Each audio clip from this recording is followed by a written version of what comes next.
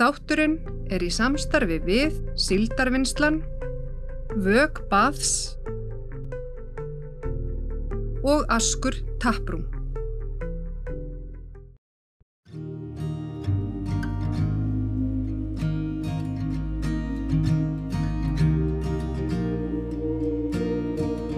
Sara Atladóttir, fiskeldisfræðingur á Eskifirði, hefur mikilvæga sögu að segja en hún lenti í alvarlegri kulnun fyrir 3 árum sem hún hefur unnið sig vel í gegnum og stendur nú keik og glöð, reynslunni ríkari sem hún vill miðla til annara. Sara ein 4 systkina sem öll hafa fetað í fótspor foreldra sinna í íþróttum en hún dóttir Atla Eðvaldssonar og Steinunnar Guðnadóttur. Sara elti ástina sína til Eskifjarðar árið 2011 og hefur búið þar að mestu síðan, þjálfað og spila fótbolta og starfar nú sem fiskeldisfræðingur eða fóðrari hjá lögsum.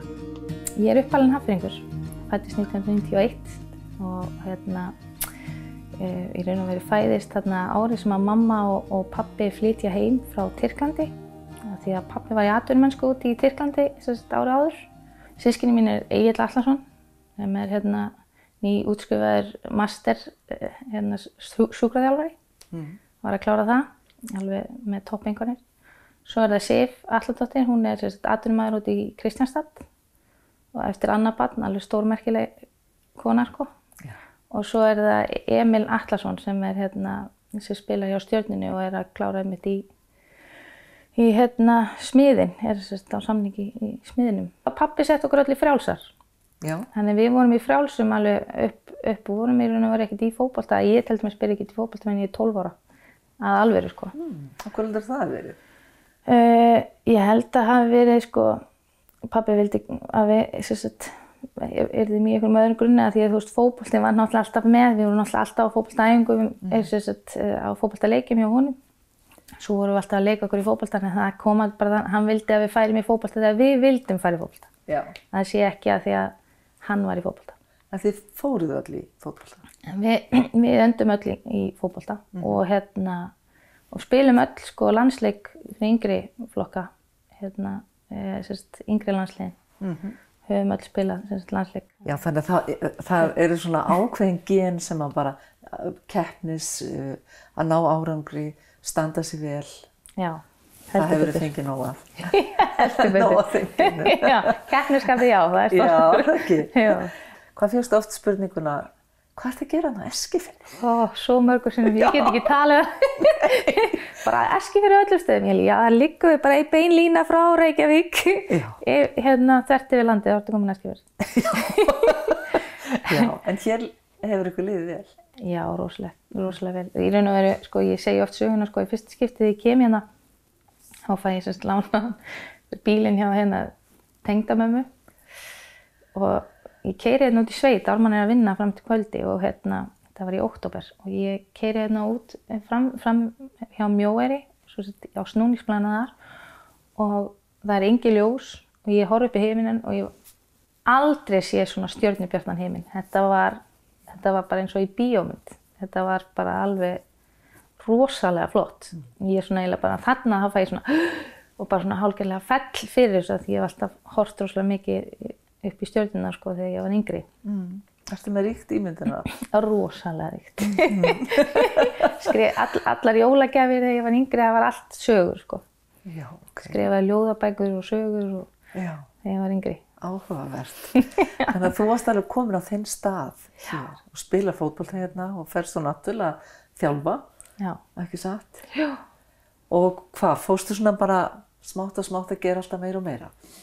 Já, í raun og veru sko, ég náttúrulega rosalega félagsmikil vera og hef alla tíð verið. Og þegar ég flyt hérna 2013 þá ég náttúrulega í leikskólanum hér og að vinna hér. Já. Og fer svo að þjálfa eftir þegar minn eldri, Atli Steinn 3 mánaða, þá tek ég hann með mér á fyrstu fótboltaæfinguna að fara að þjálfa. Já. Og þjálfaði meistaraflokkinn í 4 ár eftir það. Það gekk rosalega vel sko. Ég byrjaði því að þjálfa með Brynjari Gestssyni sem var að þjálfa meistaraflokk karla þá líka og svo sumarið þá sem sagt tekur Nick Chamberlain við sem sem sagt að þjálfa núna meistar og kvenna hjá Þrótti. Já. Og og með þær upp í Pepsi-deild núna. Og einmitt stóri bróðir minn og hann kom með þeim saman upp í Pepsi-deild. En þetta árið þá vorum við að vinna saman og á 2 árum þá komum við okkur upp í úrslitakeppnina upp í Pepsi-deild. Því þá var bara ein deild, fyrsta deild. Hvernig var þér tekið hérna með svona mikinn og góðan árangur? Fékkstu þarna mikið svona stuðning frá samfélaginu? Hér? Já. Já, í raun og veru sko þegar ég flytti hérna 2011 að það voru allt opið. Ég náttúrulega kem frá kærasta einstakling sem er uppalinn hérna. Þannig að þú veist, ég kemst allstaðar inn. Sko. Þannig að þú veist, ég eignast fljótt vini, kemst beint inn í samfélagið, náttúrulega er í fótboltanum, þú veist, og svo er ég að vinna á barnum á kvöldin. Þannig ég heiti sko skemmtanalífsfólkið, ég heiti barnafólkið og svo er ég með íþróttafólkinu. Þannig að þú veist, ég kynntist rosalega mörgum rosalega rætt. Þannig að hvar er Sara ekki? Já, það var svolítið svoleiðis. En svo fer nú aðeins að verða erfiðara fyrir þig að bara vera til. Þú ert búin að koma þér í ofboðslega mörg hlutverk, ekki satt? Heldur betur. Já. Segðu mér aðeins frá því þegar að eiginlega áföllin fara að dynja á þér. Já, það er svolítið stór saga að segja frá. Já. En ég 2017 þá var ég ólétt af mínu öðru barni. Ég að koma úr árinu áður þá spilaði ég sem spilandi þjálfari og spilaði mitt fyrsta tímabil frá meiðslum, heilt tímabil og var svona komið mér aftur í gang og þá verð ég blessunarlega ólétt aftur og tek þá í raun og veru bara sem þjálfari. Og segi bara því að það er rosalega mikið og stórt verk að taka að sér þjálfun og þarna var ég að þjálfa 5. flokk kvenna og kalla einu sinni í viku. Svo var ég sem aðalþjálfari hjá 3. flokk kvenna og svo var ég aðalþjálfari hjá meistaraflokki kvenna og var í raun og veru ein í því, ég var ekki með aðstoðarþjálfara. Þannig að það var mikið á mínum hörðum í sambandi við samskipti, foreldra, leikmenn, uppstillingu, leiki. Þú veist, ég gæti ekki talað við neitt til þess að athuga hver ætti að vera inn á eða ekki. Nei. Þú veist, þetta voru allar ákvarðanatökur á mér. Stjórnarmenn, KSÍ, færsluleikjum, allt var náttúrulega mér. Og svo er ég á daginn að vinna í leikskólanum hér. Svo sagði ég bara hæ á bæ við Ármann og svo er ég farin út að þjálfa frá 4 til 9 á kvöldin. Og ólétt náttúrulega og var með yngri stundum með mér á æfingum eldri fyrirgefðu. Og svo var ég skráð í skóla í Keili og svo var ég að klára þjálfaragráðuna í UFB. Var að reyna að klára hana. Og það eru margir búin að reyna að stoppa mig á leiðinni að ég sé aðeins svo miklu og ég þurfa aðeins að taka tíma fyrir sjálfa mig en ég er náttúrulega eins og ég er, power eða trúða það bara, fór bara í gegn. En það er ekki fyrir en ég fæ símhringingu 31. maí 2019 frá stóra bróður mínum að pabbi væri greindur með 4-stigs krabbamein. Að ég fæ mitt fyrsta áfall í raun og veru. Já. En þarna er ég með ábyrgð á 50-60 stelpum. Þeirra í raun og veru lífi því að það er náttúrulega fótboltinn. Nýbúin að stíga úr sem deildarstjóri í leikskólanum. Og í skólanum og öllu þessu og ég þurfti bara svolítið að ýta því til hliðar til þess að lifa þetta af áfallið og mætti með daginn eftir klukkan 9:30 morgunin á fótboltaæfingu. Þetta var eiginlega ekkert búið að fréttast á þessum tíma þannig að þú veist og þetta var heldur ekkert mitt að segja. Nei. Það var pappa að segja og pabbi var ekki búinn að tjá sig þetta. Þannig að í raun og veru var enginn sem vissi að ég var að díla við þetta undir og ná allt það sem ég var að reyna að klára. Svo kemur það í ljós þarna í enda sumarsins eftir EM sko að pabbi vildi ekki þetta færi að fréttast út af því að þá EM kvenna var að byrja. Já. Og systir mín var náttúrulega að spila úti. Já. Og hann var svo hræddur að sko að afrek systur minnar yrði ekki metið og hann myndi falla í skugga á veikinum hans. Þannig að hann ætlaði sér ekki, það var svona hann að reyna sko vera sterkur sko, en ekkert á sko neitt á systur mína neitt þannig, af því að hún náttúrulega bara, þú veist, eins og hún sko að geta farið á EM og spila hvernig hún spilaði, endilega farið tilbaka og horfið á það var alveg stórmerkilegt sko hvernig hún kom sér út í þessu EM. Þannig að það kemur ekkert í ljós fyrir ég enda sumar sko, að hann sé krabbamein. Þegar ég fæ þessa sýmringu 27 vikur komin á leið, þá var mér tilkynnt að hann mun ekki sjá strákinn minn fæðast sko, sem í byrjun september. En hann heldur betur gaf puttan á það sko. Já, ótrúlega. og fór sko bara mikið lengra með þetta. En auðvitað hefur þetta allt saman ofboðslega áhrif á þig og áhrif á þitt líf og þú heldur áfram og reynir og gerir alveg ótrúlega hluti þrátt fyrir öll þessi áföll og þetta mikla álag. Hvernig fórstu að þessu? Í raun og veru sko þegar ég næ að klára þetta tímabil og fer sem sagt í fæðingarorlof og þá kemur annað áfallið því þá detti ég úr því ég held að það margir sem kannski tengja við það að þú veist þeir ná að klára það sem þeir eru að klára af því að þú veist þetta bara svona ákveðin svona rútína sem getur haldið áfram að þú ert vanur því, en strax og kemur stilla að þá kemur höggið sko. Og það var gerst fyrir mig og það sem að gerist þarna sem ég vissi ekki á þessum tíma fyrir bara 2018 árinu eftir sko, að ég kulnaði bara svona rosalega. En kulnun hjá mér í gamla daga að áður en ég lendi sjálf í því það að sko mér fannst það bara aumingjaskapur. Þannig að ég er ekki tilbúin til þess að taka því að það sé eitthvað að mér á þessum tíma sko. Nei. Þú ætlaði bara að halda áfram því að þú ert ekki fyrir það að gefast upp. Nei, og það sem var að gerast þarna hjá mér var það að ég þekki ekki sjálfa mig í hugsun eða í sko gjörðum í raun og veru. Ég sko, allir mínu helstu eiginleikar detta eiginlega út gluggann. Félagslegi þátturinn minn, ég verð alltaf í félagskvíðinn, ég verð rosalega neikvæð, ég hef alltaf tíð verið rosalega jákvæð, það hefur alltaf verið fundið lausn út úr öllu, en því það bara eiginleikar sem ég fæ frá mamma og pappa og systkinum mínum,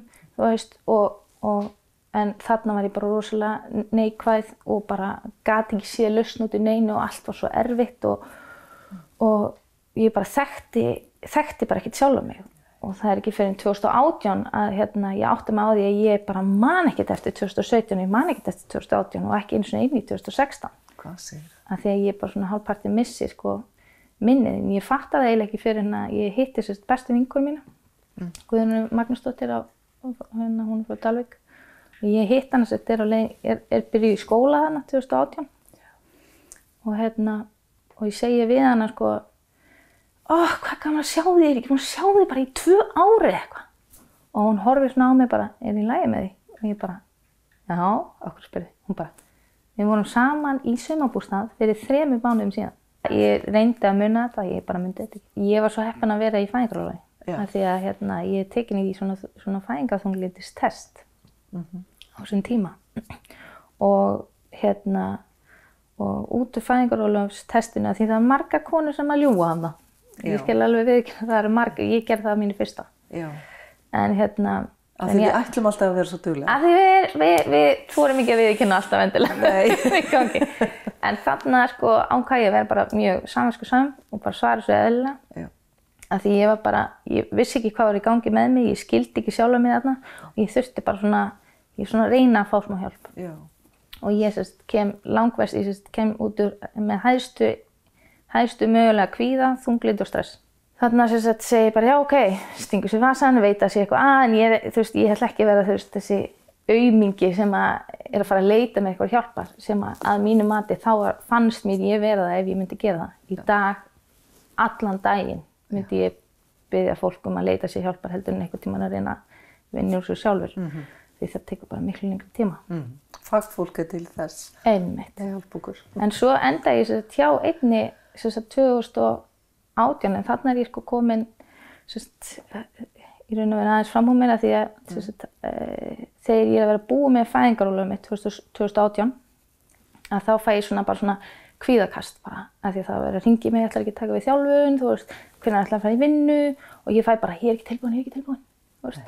Ég fæ bara svona líkaminn og sálinn bara, segir það bara. Já, ég bara, þú veist, ég er ekki, þú veist, hausinn er ekki í lagi, þú veist, ég raun og veru get ekki hugsað eða fengið nýjar upplýsingar, þú veist, það er bara, þú veist, ég man ekki neitt þarna á þessum tíma og og ég er raun og veru vinna bara sem ég fæ svo seinna út að ég sé bara vinna á fight and flight, sko, hlutunum með heilanum, ekki framheilanum og þannig að þú veist, en þarna allavega fer ég í smá kvíðakast og ég segi bara, ég þarf að gera eitthvað allt annað. Ég þarf bara að gera eitthvað allt annað í lífinu heldur en það sem ég er að gera nú. Ég þarf bara að finna mig eitthvað nýtt. Fer inn á netið og það fyrsta sem kemur upp er umsókn frá Háskólanum á Hólum í fiskeldisfræðinám.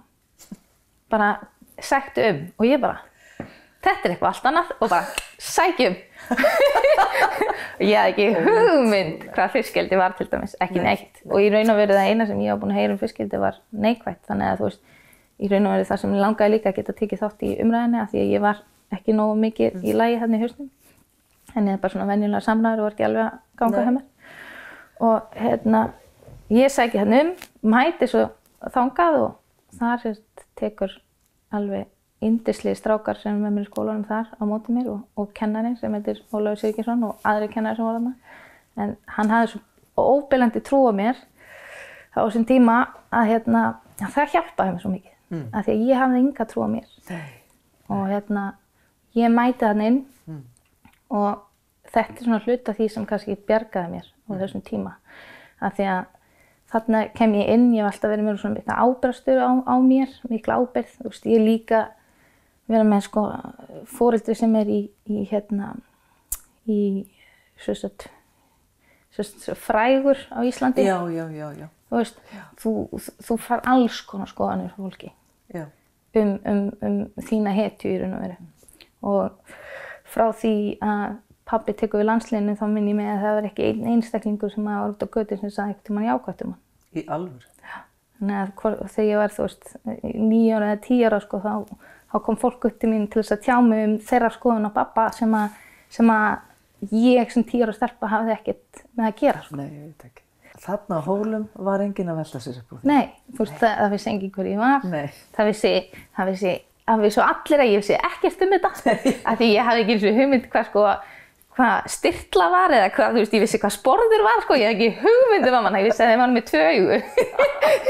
Frá flestir allavega. Já, þannig að þú veist, í raun og veru það var engin ábyrgð á mig og ég fekk bara svona, þú veist, það að vera með heimili, móðir, ábyrgð, af því ég vissi allir að ég vissi allt í sambandi við fótbolta, skilurðu, það var alltaf allir að búa svo miklu á mér, en þarna var það ekki og ég var í svo slæmu ástandi að þetta bjargaði mér. Já. Af því að ég fekk bara vera ég án allra ábyrgðar. Já. Svo var ég náttúrulega bara einu sinni í mánuði í 3 daga og þarna var mitt stærsta stökk í batafelli. En varstu að gera eitthvað í því annað líka? Varstu að leita þér einhverjar annarra hjálpar? Það er nefnilega máli. Ég fer svo inn til hjúkrunarfræðings sem að heitir Ragna á Eskifirði og hún svona eiginlega spottar mig svolítið. Hún bara svona sér bara, heyrðu, það er eitthvað ekki, er allt í lagi og það er fyrsta skipti sem ég svona viðurkenni í rauninu hvað er að. Af því að í þennan langa tíma þá var aldrei neitt að mér, sko. Þú veist, þetta skipti ekki máli, þú veist, þetta er bara aumkjörstælega mér, ég er bara eitthvað þreytt, ég er bara svona vinnhúrsu, þú veist, þetta er ekkert mál. En þarna er í fyrsta skipti sem ég viðurkenni að sé eitthvað að. Stundum var það þannig að ég sérstaklega, þú veist, ef ég þurfti að fara eitthvað, þá kom ég heim og ég bara þurfti bara að speysa mig út. Stundum fór ég upp í rúm og ég bara horfði upp í loftið í nokkra klukkutíma. Já. Þannig að þetta var... Það þekkja ekki sjálfa sér lengur bara. Nei, og minn maður var í raun og veru minn klettur og hefur verið barnanna minna klettur af því að á þessum tíma þá var ég ekki til staðar, þú veist, sem mamma, þú veist, þannig. Ég náttúrulega reyndi mitt besta en ég var bara ekki stödd til þess að geta séð neitt annað heldur en sjálfa mig, í raun og veru. Þessi kona sem að spottar að sé eitthvað, hún nefnilega kemur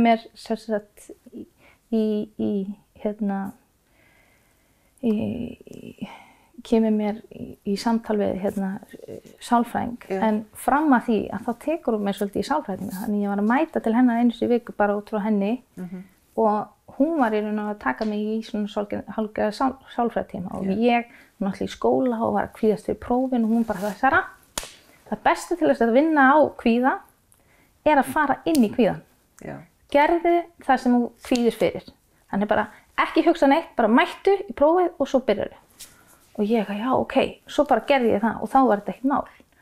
Og þarna að því ég náttúrulega kem frá bara, mín fjölskylda eru allir bara sálfræðingar og þeir náttúrulega myndu segja sama en stundum þú veist þá hlustar maður oftar kannski á þeir sem koma utan á frá. En þarna var ég heldur ekki endilega búin að viðurkenna fyrir þeim að það væri eitthvað að. Þau sáu það bara. Og svo bara þú segir okkur að þau eru tilbúin.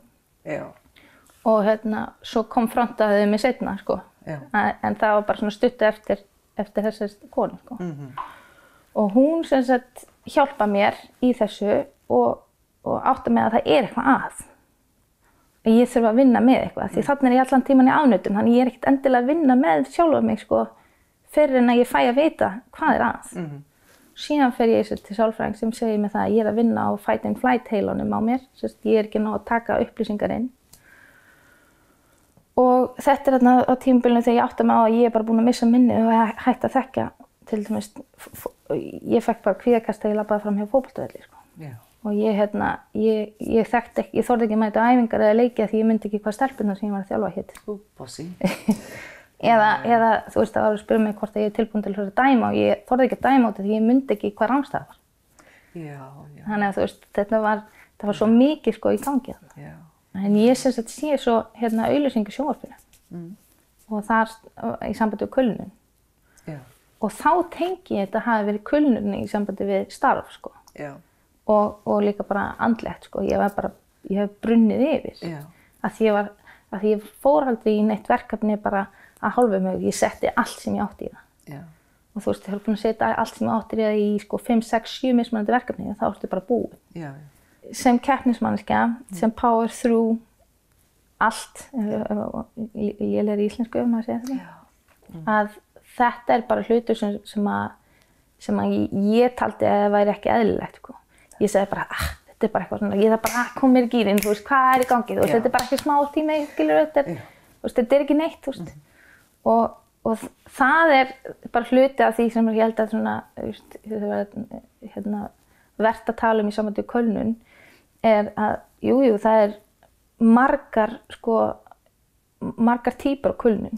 Og þú getur verið í byrjunar, ferlinu og það er bara rosalega mikið á þessa manneskju. En svo er það kannski ekkert á aðra manneskju og það er ekki fyrr en að það er komið á erfiðustu og verstu kulnun að þá kemur eitthvað á þessa manneskju. En kannski sýnir maður mesta styrkin með því að leita sér hjálpar? Ég bara áttaði mig ekkert á því hvað var að hjá mér. Ég vissi bara ekkert að það væri eitthvað að. Og ein vinkona mín, hún lenti illa í því einu sinni og hún leitaði sér hjálpar frá bara eiginlega fyrstu mínútu og hún fór á milli og hann er sér svo flott út úr því að hún er bara alveg ofboðslega flott fyrirmynd í því. Hún bara leitaði sér hjálpar og hann fannst bara ekkert mál og engin skömm og allt svoleiðis og það var svo ofboðslega merkilegt að horfa á hana.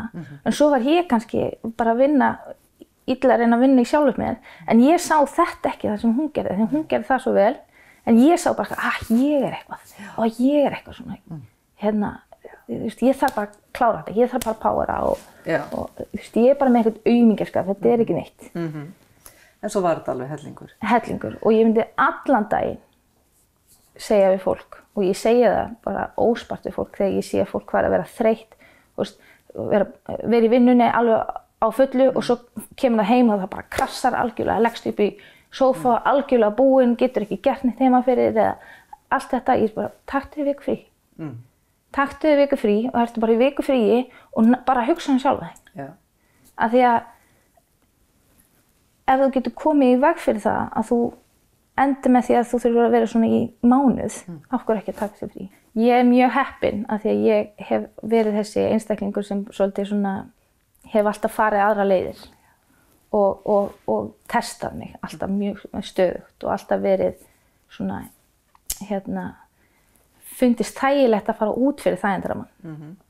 Og mín setning við flesta er að taktu skrefið út fyrir þægindarammann, þá stekkar þú kortið og það er það sem galdrarnir gerast.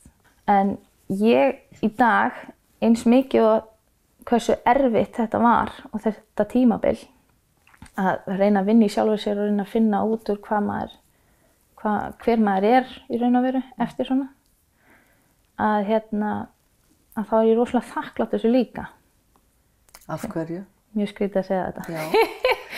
En að því að ég hefði aldrei farið þessa leið sem ég fór ef ég hefði ekki kulnað, sko. Þá hefði ég aldrei lent á þeim stað sem ég er í dag. Ég til dæmis, sem ég er að vinna í frábæru fyrirtæki sem heitir Laxar Fiskeldi, EHF, er að mínu mati 99,9% komið tilbaka úr það sem ég er búin að vera að vinna úr bara í sjálfum mér. Ég tók við sem við stofnuðum kvennarhreyfinguna á Eskifirði og er formaði þar og við erum búin að vera ég og vinkonur mínar erum búin að vera að setja upp kvennarhreyfingu hér og vorum með rétt fyrir COVID að þá vorum við með rosa margar svona alltaf skemmtanir í hverju mánuði og ég er í raun og veru bara á rosalega góðum stað í lífinu af því að ég þekki sjálfan betur, ég veit mín takmörk, ég er að vinna á frábæran stað með frábæru fólki, fjölskylda mín er náttúrulega, hefur alltaf tíð verið mér mjög mikilvæg og við erum rosalega samheldin öll systkinin og svo er mamma mín og stjúpabbi minn sem eru rosalega að styðja mér rosalega vel og ég veit það að pabbi minn hann fylgir mér líka enda var það fyrsta sem hann sagði eitt af þess einasta sem hann sagði við mig var að fyndu kraftinn úr öllu, fyndu kraftinn úr vindinum og sjónum þannig ef það fyrir að blása þá veit ég að þá tek ég það svolítið í svo leið sem að hann sé þarna en ekki að sé eitthvað slæmt sko. Þannig að raun og veru er ég á mjög góðum stað sko.